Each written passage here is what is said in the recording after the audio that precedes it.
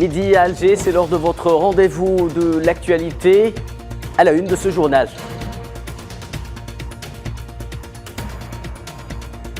Le sommet Afrique-Russie se poursuit à Saint-Pétersbourg. Nous irons voir du côté de notre envoyé spécial sur place les activités de cette deuxième journée. En Tunisie, pas moins de 901 corps de migrants repêchés depuis le début de l'année, selon les chiffres publiés par le ministère de l'Intérieur.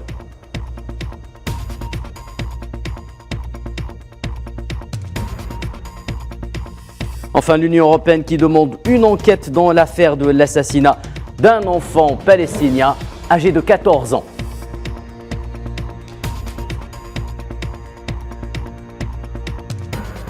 Madame, monsieur, bonjour. Avant de développer les titres de l'actualité, zoom sur l'activité présidentielle en Algérie.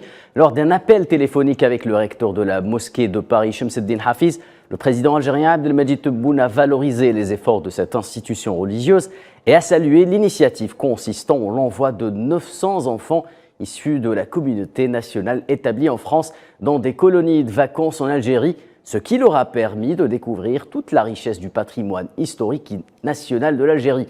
Le président Tebboune a également exprimé son plein soutien au recteur de la mosquée de Paris et l'a exhorté à réitérer ce genre d'initiative en direction de la jeunesse algérienne en vue de créer un climat d'harmonie entre l'Algérie et la France.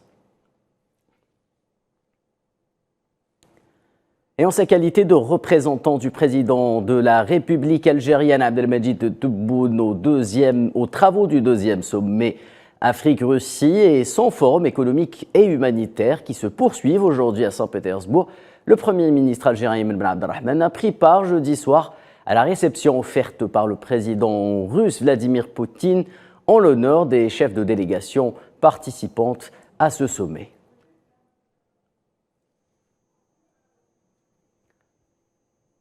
Toujours en sa qualité de représentant du président algérien Abdelmadjid Tebboune aux travaux du deuxième sommet Afrique-Russie, le Premier ministre algérien Emine Ben Abdelrahman s'est également entretenu jeudi à Saint-Pétersbourg avec le vice-président du Conseil souverain de la République du Soudan, Melik Agar. La rencontre a constitué l'occasion d'évoquer les relations fraternelles qui lient les deux pays et peuples frères et d'échanger les points de vue sur les efforts visant à surmonter la crise que connaît actuellement le Soudan.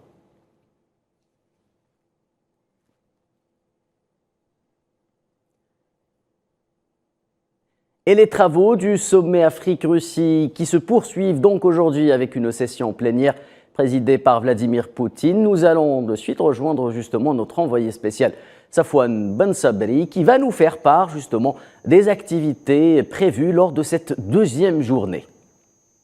Nous sommes actuellement en direct de l'Expo Forum où se tient cette deuxième journée du sommet Afrique-Russie, sommet économique et humanitaire. Ce matin a eu lieu une conférence entre Vladimir Poutine et plusieurs dirigeants africains et délégations africaines.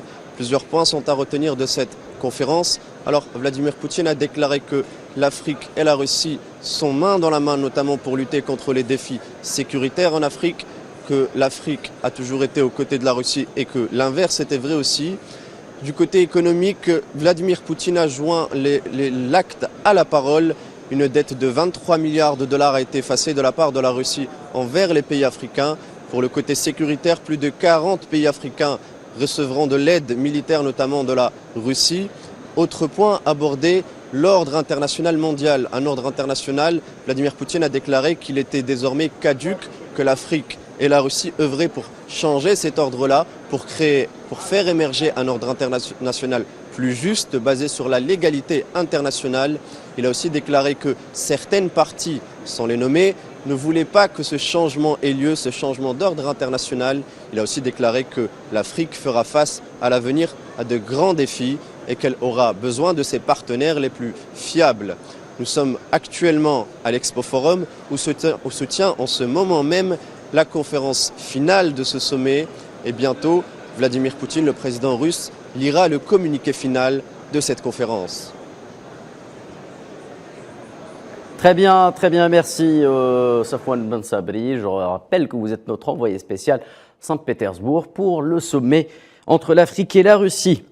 L'Afrique et la Russie, justement, c'est avant tout des partenariats et une coopération économique prometteuse pour l'avenir, et ce, dans divers secteurs et dans les deux sens. La communauté d'affaires africaine présente lors des travaux de ce forum tente également de se frayer un chemin sur le marché russe. Tinhinan Makassi. Tous les regards africains sont tournés vers Saint-Pétersbourg, deuxième plus grande ville de la Fédération de Russie. Et pour cause, la métropole accueille la deuxième édition du Forum économique humanitaire Russie-Afrique. Cette édition 2023 s'inscrit dans l'avenir avec pour objectif le renforcement des relations stratégiques entre le continent et Moscou, afin de les élever à un nouveau seuil. Les perspectives de coopération entre la Russie et l'Afrique, je pense qu'elles sont dans les bonnes conditions. Et nous sommes ici, par exemple, pour chercher de nouveaux partenaires. Et pour nous, et que cette coopération continue, que ça se développe. Nous sommes sur le bon chemin. Le terrain est très propice parce que pour nous, nous œuvrons dans le domaine d'agriculture agro-industrielle. Et comparer la Russie et chez nous en Afrique, nous avons encore besoin de partenaires et c'est un chemin, c'est un beau chemin. Il est clair que le sommet vise à diversifier les domaines de la coopération afro-russe et à inscrire ces relations sur le long terme. D'ailleurs, une exposition de grande envergure est organisée ainsi que des ateliers autour de questions économiques, de la technologie nucléaire et numérique ou encore des questions humanitaires et sociales et même le sport et la culture. Autour de toutes ces questions qui seront abordées, l'économie mondiale est évidemment au cœur des préoccupations.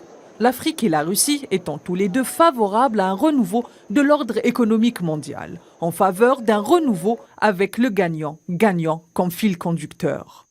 Pour rappel, la première édition s'est tenue en 2019 à Sotchi et avait vu la participation de plus de 6000 personnes, avec la signature de quelques 92 protocoles d'accord. Lors d'une conférence de presse organisée en marge du sommet, la porte-parole du ministère des Affaires étrangères russe, Maria Zakharova, en réponse à une question d'Al24 News, a déclaré que l'Afrique n'était pas assez représentée dans les institutions et organisations internationales. L'Afrique n'est pas assez représentée, pas seulement au Conseil de sécurité, mais au sein de diverses organisations internationales. Nous l'évoquons tout le temps et nous disons que le Conseil de sécurité a besoin d'être recomposé dans un scénario plus juste. Ce que nous pouvons faire, c'est d'y travailler plus, mais de manière collective et non pas chaque pays de son côté, car lorsque nous parlons d'une seule voix, celle-ci sera entendue. Coopération bilatérale toujours, mais cette fois-ci entre l'Algérie et le Japon qui renforcent leurs liens économiques à la faveur de la création d'un comité gouvernemental économique mixte. Un accord pour sceller ce nouveau partenariat entre les deux parties a été signé jeudi au siège du ministère des Affaires étrangères et de la communauté nationale à l'étranger à Alger. Nous considérons qu'il est grand temps pour les deux gouvernements de faire davantage ensemble pour faciliter les activités économiques des opérateurs économiques des deux pays.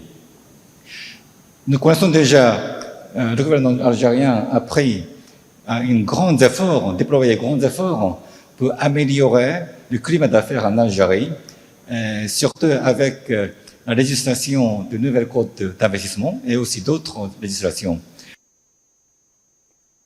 L'affaire de la tentative de coup d'État au Niger qui continue de susciter de vives réactions. Le secrétaire général des Nations Unies, Antonio Guterres, a condamné, je cite, la prise de pouvoir par la force et déclare suivre l'évolution de la situation avec beaucoup d'intérêt. Il demande la libération immédiate du président Mohamed Bazoum. De son côté, le président de l'Union africaine, Azali Assoumani, s'est exprimé depuis sa tribune à Saint-Pétersbourg jeudi en marge de sa participation aux travaux du sommet Afrique-Russie. Je vous propose d'écouter les deux responsables. Hier, j'ai parlé au président Bazoum pour lui exprimer toute notre solidarité. Aujourd'hui, je souhaite m'adresser directement à ceux qui le retiennent. Libérer président Bazoum immédiatement. L'Union africaine, comme vous le savez, a pour mission principale depuis sa création de promouvoir la paix et la sécurité sur le continent. Mais malheureusement, nous vivons des actes que vous connaissez tous, à même d'affronter pour essayer d'y mettre fin Et comme vous le savez dernièrement, ce qui s'est arrivé au Niger, je m'associe à l'Union africaine, au communiqué sorti par la communauté africaine pour condamner ce qui s'est passé au Niger et recommander le rétablissement de l'ordre constitutionnel et la libération du président Bazoum et sa famille. La Chine a également joint sa voix aux protestations internationales par la voix de son ministère des Affaires étrangères. La Chine appelle les parties concernées au Niger à servir les intérêts fondamentaux du pays. Nous suivons de près l'évolution de la situation au Niger et avons également pris note des déclarations pertinentes de l'Union africaine et de la communauté économique des États de l'Afrique de l'Ouest. La Chine appelle les parties concernées au Niger à servir les intérêts fondamentaux du pays et du peuple. Ils résoudront ainsi pacifiquement leurs différends par le dialogue, rétabliront l'ordre normal dès que possible et sauvegarderont la paix et la stabilité nationale, ainsi que le développement général. L'actualité en Tunisie également, le ministère de l'Intérieur a déclaré que le nombre de corps de migrants repêchés depuis le début de l'année s'élevait à 901 corps. Selon des sources officielles tunisiennes, la plupart des bateaux transportant des migrants partent des côtes de la ville de Sfax, dans le sud du pays.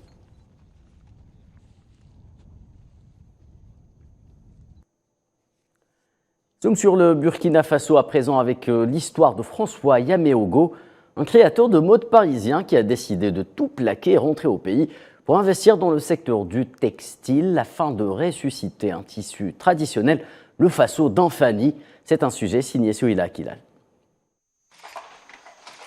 Au rythme des métiers à tisser, l'atelier François Ier tourne à plein régime.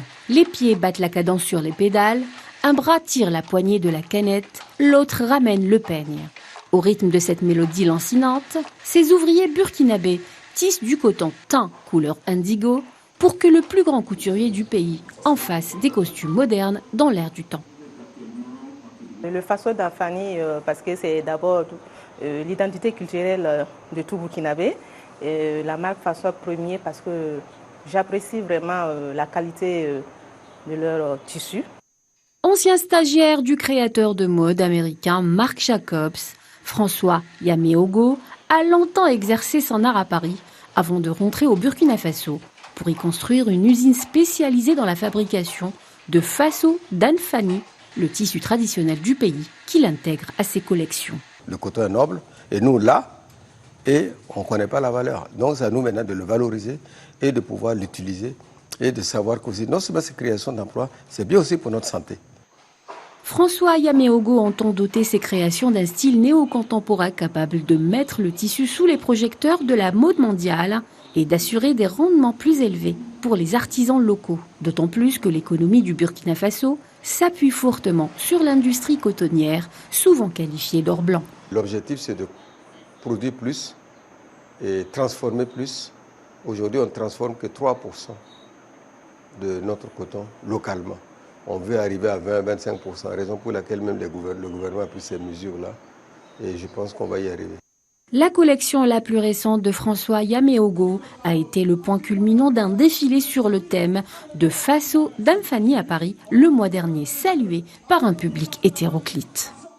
Ce combat va permettre aux gens d'avoir des revenus décents. Ce combat va permettre aussi de garder les devises au Burkina Faso, alors qu'en réalité, vous savez, c'est des milliards qu'on met dans le textile, dans l'importation. Donc ce combat va nous aider et c'est un combat noble. Pour le créateur de mode François Yaméogo, le Faso d'Anfani est plus qu'un tissu. C'est un patrimoine, une fierté, un symbole identitaire. Actualité en Palestine où la barbarie sioniste a eu raison hier d'un enfant de 14 ans tombé en martyr mercredi, et non pas hier. Fers Abou Samra a été ciblé à la tête par les balles sionistes. L'Union européenne a demandé l'ouverture d'une enquête en indiquant dans un tweet l'obligation de protéger les enfants et les civils en tout temps et en toutes circonstances.